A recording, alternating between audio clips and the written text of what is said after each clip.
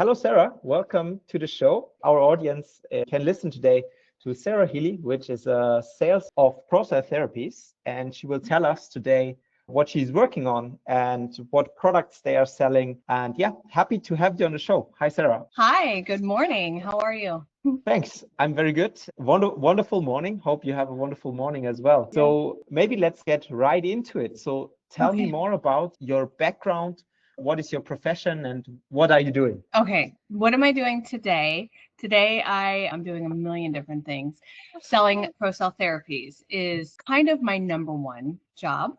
I'm a consultant, so I started in the industry in '98 as an esthetician, almost 30 years ago back in St. Louis.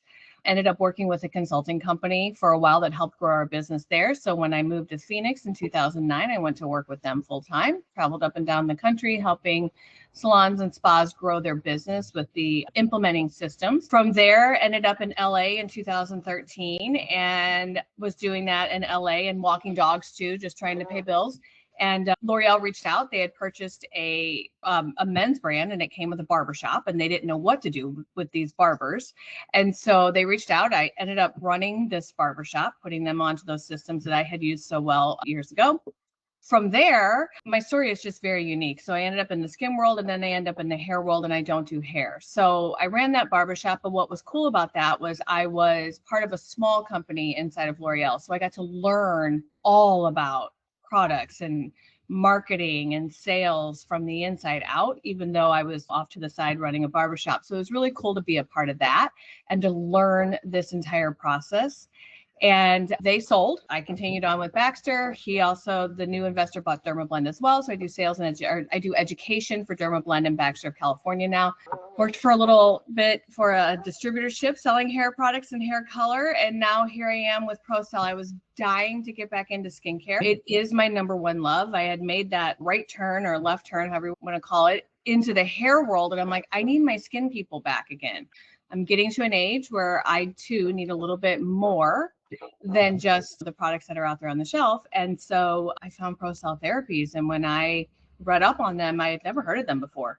But when I read up on them and saw what they did and what they offer, I jumped. So that's where I am today. So you're now with ProCell Therapies. Tell me a bit about that company. So how big are you and what are your main products? Okay, so the company is growing. I think it might have doubled in size within about the last year or so because we're kind of feeling those growing pains.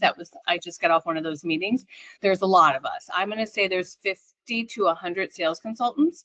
We are spread out across the country and the world technically because we do have distributorships in other parts of the country that we can sell into, or other parts of the world that we can sell into. And the company itself was founded in 2014 by Dr. Mitchell Schwartz. He is a cosmetic dermatologist, and he was noticing that microneedling was having a good effect on the skin, as well as the other products that were working very well contained growth factors.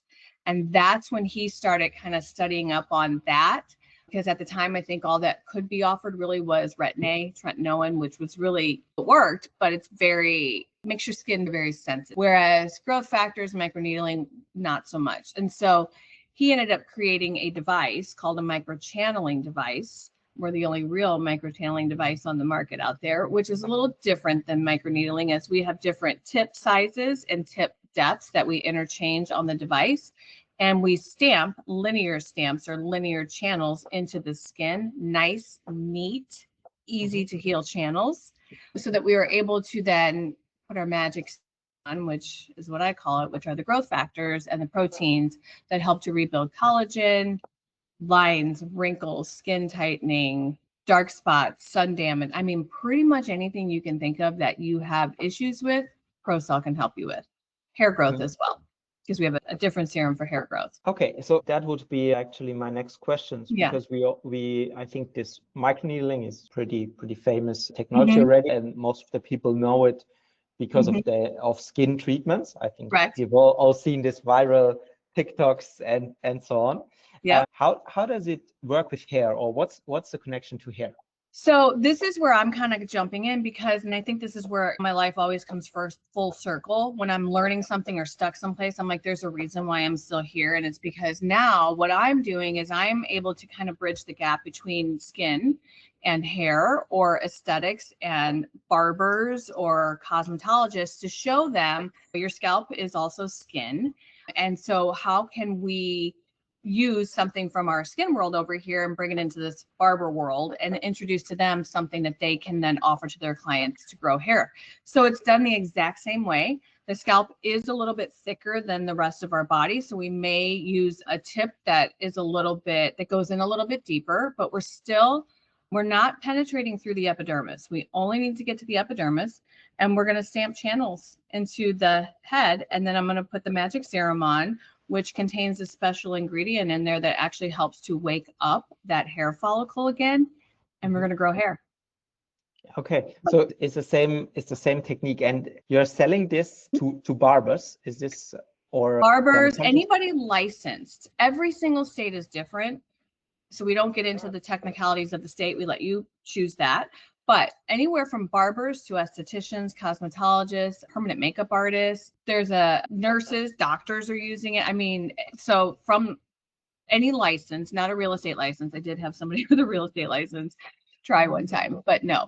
So any license in the beauty field, I would say. Yeah. Okay. Yeah. And when you think back of your life, when you worked with this barbershops and so on, would this new technology now be a game changer for those barbershops? Huge game changer. And that's, I think the hardest part is convincing them. They know their clients are losing hair. Their clients are complaining to them every day about it. They're seeing it.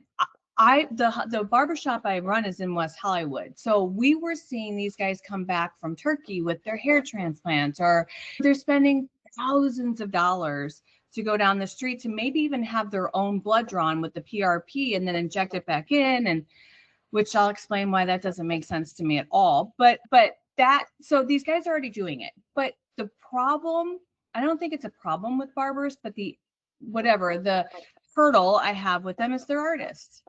And so trying to explain a scientific, or telling them something that it is very scientific, I think, put it into layman's terms to show them that they can do this service on top of their art, because they love doing their art. They love cutting hair and they love the fades, and that's why they entered that world. But let's give that client even more so that you can continue to do those fades so that they actually have hair growing. Like, you can help keep yourself in business by giving yourself more business. So right? There is nothing to cut if there's no hair anymore. Exactly. Yeah. So, and the way I look at services like this, anything in that world really, is you can change lives with it. I mean, you can literally change somebody's life, because we all know when you feel good, or you look good, you feel good, you do good. You walk out into the world, you stand up a little taller, you tend to have better days most of the time when you feel good about yourself. And the loss of hair, we can think guys are used to it or expect it. I've been in the world way too long. I only have brothers, I have dad. I'm like surrounded by boys everywhere I go. It bothers them a lot more than we think it does. They just don't know. They just don't talk about it, or can't talk about it as freely as women have been able to, about the issues that we have, that we want to fix. Why do you think that's the case? Because it wasn't normal. It wasn't manly back in the day. I think it's becoming more, but most every single product out there is geared towards women. Even in that men's arena, where I'm working with a men's brand, 50% of our purchasers are women buying it for their husband or their significant other. So we even market to them. It just hasn't been okay yet. Yeah. As much. I've lately had one expert on men's health, all this testosterone treatment doctor on this podcast, actually. Yeah. And I think it's a total under-leveraged topic, because there's so many problems around testosterone, men's health. So I think everyone is aware that these things exist, but no one talks about it. There are not many products, and in my opinion, this comes a lot from the consumer, because men do not want to accept that they have this problem, or they do not Right. want to speak about it. So I think that's Right. rather the problem than knowing the problem. It's like men don't cry. So it's like, why would I? So I have to be this. So I can't say that I can't act like I care. When my 80-year-old father will still ask me for eye cream and suntan lotion because his legs are white. It's like they're asking certain people, he'll probably kill me, but I guarantee he's not running around to his friends telling them he uses self tanner on his legs. They Yeah, might laugh at him, right? yeah, So yeah. yeah, yeah, That's the problem. And do you yeah, see a shift in this behavior, or? yes, yes. I'm starting to see a shift. It always starts on the outskirts of the bigger cities, New York, LA, and it starts to make its way in.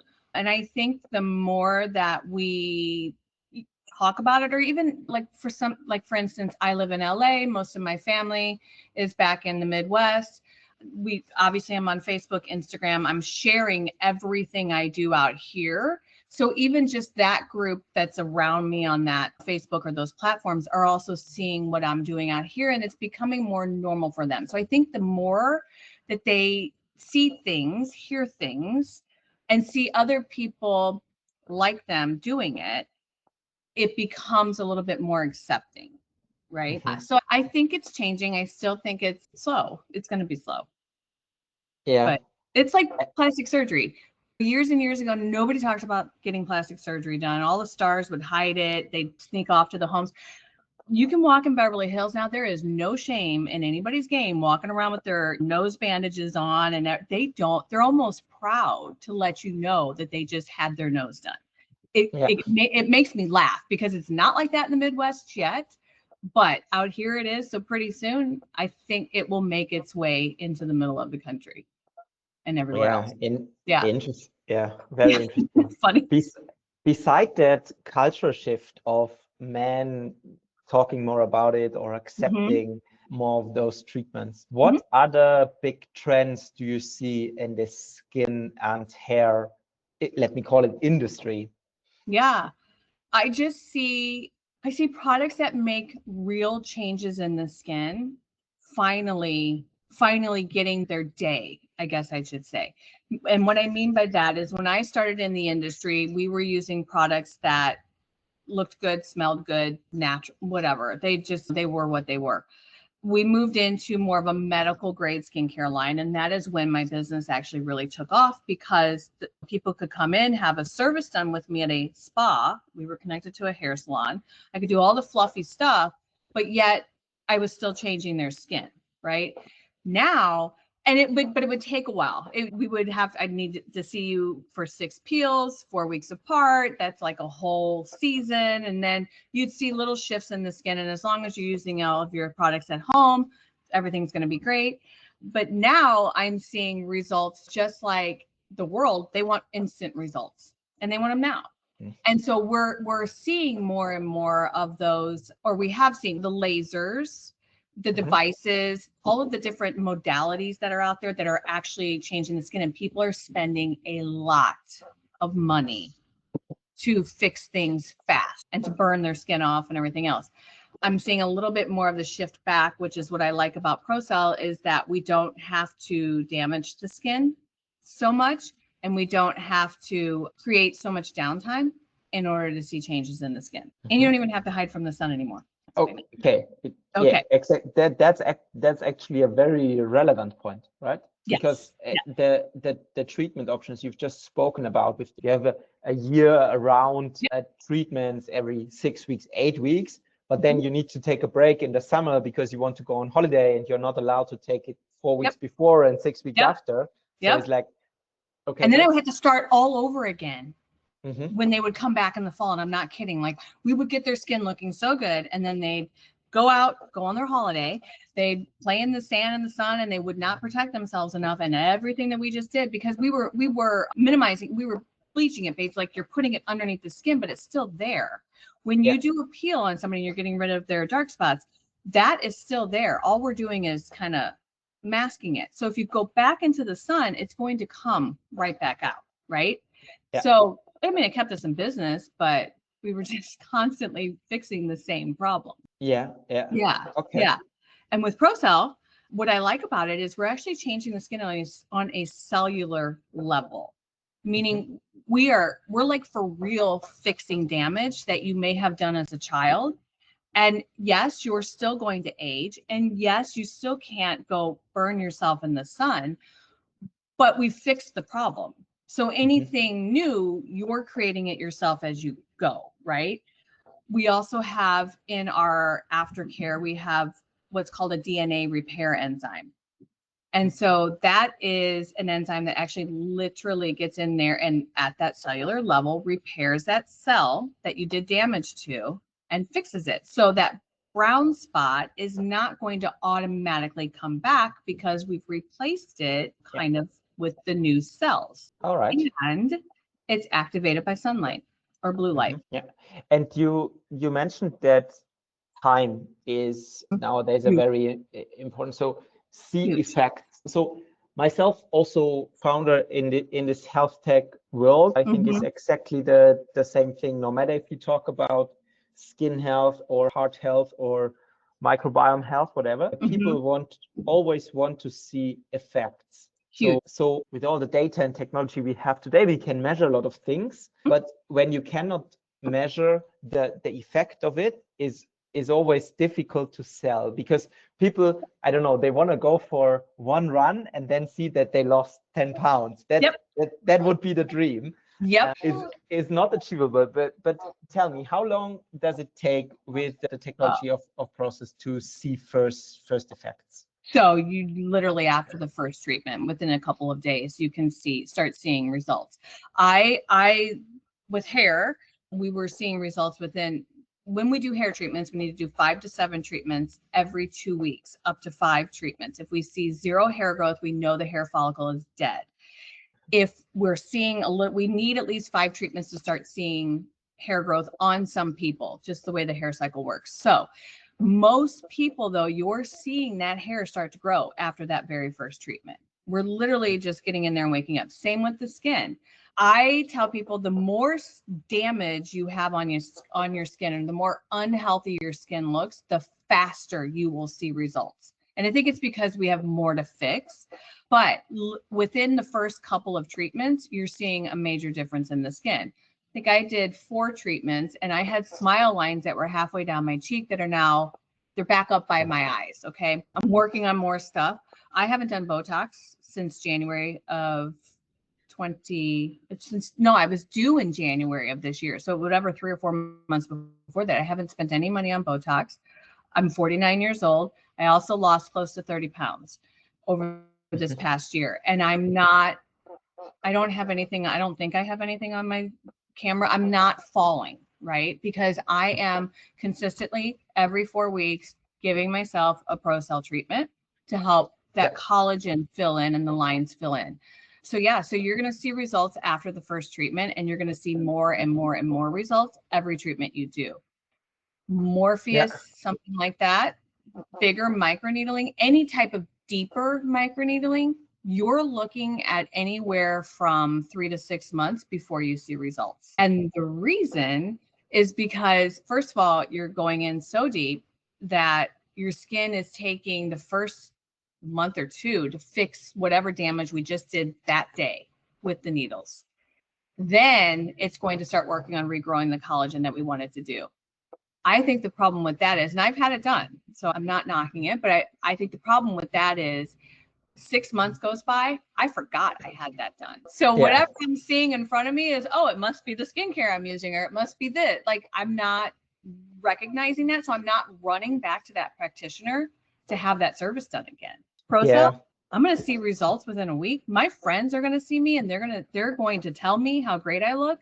I'm going to hand out cards, and I'm going to run back to that practitioner for more, because I know the more I have done, the more results I'm going to see. You're touching now a second very important point from my perspective, that you need to have a connection between the treatment and the result. Because this is what people pay for. We have the same problems, for example, in heart health. So there, for example, I don't know, if you fix your blood pressure in your 40s, You will Right. not have a heart attack in your 60s. But this is so far away that it's very difficult for people to Connect it. these effects. Yeah. And that's why we have so many problems in, okay, how do we find the right payment systems for that? So the closer the treatment and the result is together, and the easier it is to connect, the Yeah. better it is in terms of from a Repeat. business perspective. Yeah. Repeat referrals. My brother is 51, has been losing his hair since he's been in his 20s, is on testosterone right now. And I mean, within 4 treatments, there's still one spot that's got fuzzies that it's still kind of growing in, but everything he's lost has almost come back right now. From that, him running into friends of ours, or I know a ton of hairstylists back home. I cannot tell you how many referrals I've gotten just from my brother and his hair growth. And now they're sending in other friends are like, okay, tell me about the skin part of it. And it's the same thing happening with the skin. Yeah. And it's like, oh, I did this and this is what it did. And it's like, I'm filling books back home, but I'm also being able to sell what I have to the licensed professionals just from like one person, which is kind of crazy to me. Yeah. Yeah. All right. All right. I think I've understood very well the technology, the effects you're having on users. Now let's move a bit to the business direction. So when you have a good technology and are able to generate these positive outcomes, so I think it's going well, but can you be a bit more specific? What is going well for your company, and maybe which parts are more frustrating or stopping at the moment? What's going well is we have fantastic marketing, top notch. I have worked for obviously very large companies. I have never seen marketing as good as this. And I've never seen it to the point where I know hairstylists as artists, marketing, websites, that all of that can be daunting. I get that because we have an artist brain over here that's more logical. It just doesn't always meld together. Whereas we have put a lot of systems in place to help make that much, much easier so they can get the word out that they're doing it. Because the goal is obviously we're growing, like doubling in the last year or so. So we're more known. People are buying into the device. We're getting the word out there that it works, the serums work, everything else. I think the hardest part is convincing the higher licensed practitioners, I'm going to say like nurse practitioners, nurses, doctors, that we work better than something they've been using for 10 years. And that the way we recommend using it is very different than how they were taught maybe 10 years ago. Deeper, more penetration, get in there, 5 to 7 days of downtime. You need all of that to get that in as deep as you possibly can go. And what studies have been finding recently, 2024 and up, is that you don't need to penetrate through the epidermis. You don't need to cause damage, that much damage to the skin to get it to fix itself. Minimal damage, which means you may leave there with looking like you have a bit of a sunburn. I don't need to numb you. I don't need to do all the fluffy stuff and make you feel like you had this big service done to make you to actually change your skin. I think that it's that mentality of like peel it, burn it, rip it, that is the hardest to change. And that I think our growth factors, our serums are number 1 on the market. They come from I don't want to say this wrong because that's where the science kind of catches me. If you think of how they make insulin now in a lab, or even like a diamond, like a lab grown diamond, if I look under a microscope, it's the same thing. That's what we have done as of April. Ours are now created in a lab. They are 3 to 4 years shelf life. So we don't have to refrigerate them. They last long. You're going to get the exact same serum every single time you purchase from us, versus there's exosomes on the market that we don't always know where they come from. We don't know. They can be good for you. They can also be bad for you. They can grow cancer or they can grow really good stem cells. You just don't know which one they're going to grow, right? So Yeah.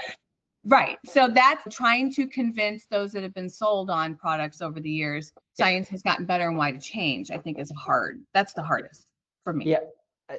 And what is the solution to that? So how do you think you can Well, convince them in the future? pictures.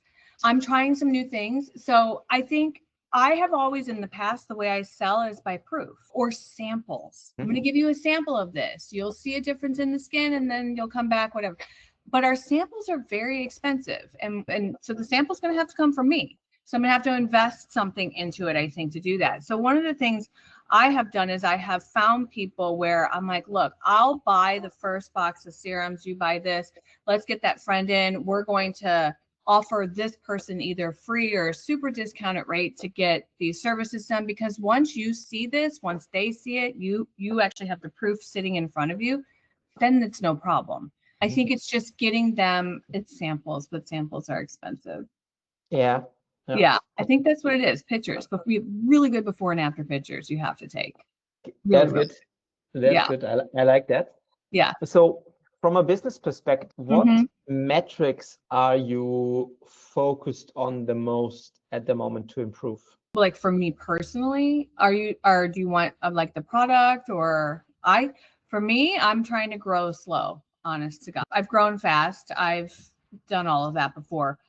Yes, it hurts a little bit in the bank account sometimes, but I want to grow a really good clientele base slow and steady. And I want to be able to take care of each and every client that purchases a device from me. And I want to help them. I want to take the consulting background I have and help them grow their business, because the more business they're doing, obviously, the more business I'm doing.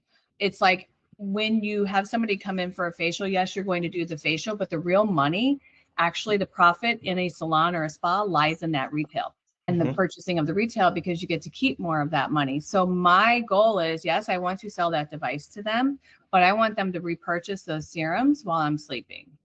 So if I can help them and teach them how to grow their business with ProCell, I don't have to I'm going to work smarter and not harder. That's how I've been trained my life. I don't need 8,000 clients.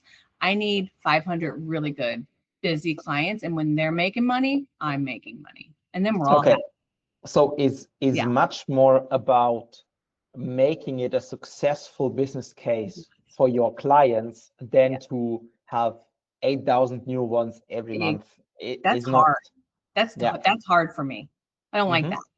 I've always, when we started in the spa, I had 300 something clients. We were eyebrow queens. I just went and saw Anastasia and Oprah the other night at the theater. It was the coolest thing ever. She was the eyebrow queen, and she grew a $30 billion business out of doing eyebrows, right? She's fascinating.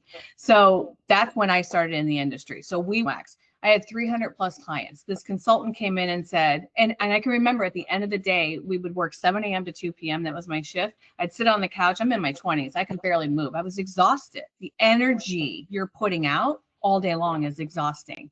And so he came in, he's like, you need to lose 150 clients and you need to grow this spa business and do your facial. I'm like, you're insane. Finally gave in and did it, and my business flew through the roof. And that's how I learned sales, basically, was how to sell the product, everything else. So I was selling 100 and something thousand in services, but another 40 something thousand a year in retail, which is a lot, especially back then. So that is my goal, is to grow this business the same way. I don't want my phone going off night and day, because I like my peace and I like my time off. I want to enjoy my time away from work, but I want to grow the business with clients. It's just an all around win where the client's winning, my client's winning, their client is winning, and I'm winning, and we're all happy. That's what I want. That's my goal. So in numbers or in personal goals, what would be a goal when you achieve it, you're happy in the next 6 months or in the next year you're working towards? Okay, this is kind of funny. I'm never really happy. Okay, so I'm always like shooting for more. I'm really working on controlling that. I'm going to be honest with you. What I have seen some of these sales consultants do in a month to a year has literally blown me away. I've seen 300,000 in 1 month from one person. I think in the next 6 months, because I also have other positions as well, if I could just get to comfortably 20,000 a month coming in the next 6 months, 20 in sales, yeah, I'd be okay. and then I can keep growing from there. The problem with me is I'll get to that and not be that I'll be like, well, like we now have to hit the next one. Yeah. So I have to work on controlling that part of me. And when you would have a magic stick and you could solve one big challenge that would help you to achieve your goals, what would you change?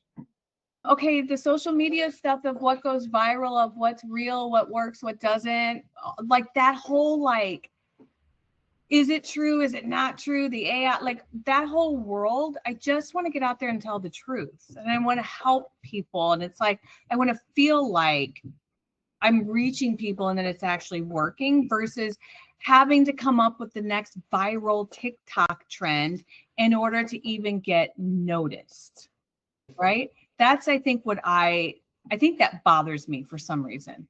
I don't know why. Yeah. So do you have the feeling that, let's stay with this example of viral TikToks, you can go viral with very false information at the moment? 100%. 100% you can, yes. Yep, very like easily. You want to have a more scientific, proven layer on that. Okay. I want it to be real. I don't want it to be, I don't know, it's almost like it's not fair. It's not fair for those that are doing it right or really offering the best. It's like if you don't know how to go viral with something real because you don't know how to edit or whatever it is, then yeah, I do. I think there's a lot of false information out there for sure. And is this only true for you as a company, or is it more industry-wide problem? Industry-wide. I'm thinking makeup, hair. I'm thinking all of it. Yeah.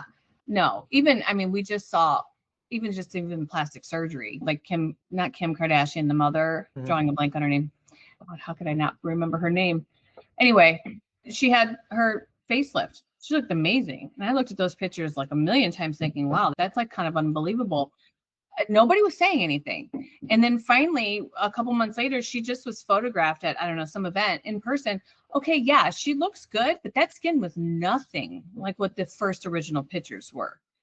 So there was that AI pictures. Oh, they were all edited.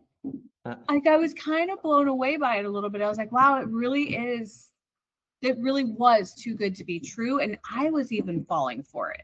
And so that's the part that I think has been hard, is even just convincing people that the pictures that we're posting are real, because some of them, the changes can happen so fast depending on the person that people are almost not believing that it's real. And it's kind of hard. They have to feel it and touch it and hold it themselves to convince themselves that it's actually real.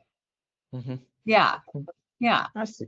Yeah. All right. I think we've learned a lot of things already about your company, about your technology. And is there anything you would like to share with the audience, or you want to take as a take-home message, or something you want to spread in addition to what we've talked about? Well, I'm going to ask you to follow me on my Instagram. Yes. Sarah with ProCell Therapies, just so I can grow those darn numbers, because they're so low, because I started so late in the game. No, I think that I would tell the audience to do their research before having treatments done. They're coming out with the Morpheus 8 thing. I did do that, and my skin under my neck is very saggy now because it melted all of the fat, which could be a good thing or bad thing. It was not a great thing for me. So now I'm working on that. So do your research, really know what it is you're getting into, and also know that just because it leaves you burnt or peeled doesn't necessarily mean that's the best for you. Yeah. And take good care of your skin, and always wear your sunscreen and vitamin C and over moisturize. Okay. Over moisturize. That will keep you looking younger. That's good tips. Yes. I will take this. I will also put your Instagram in the Thank you. so that everyone can follow.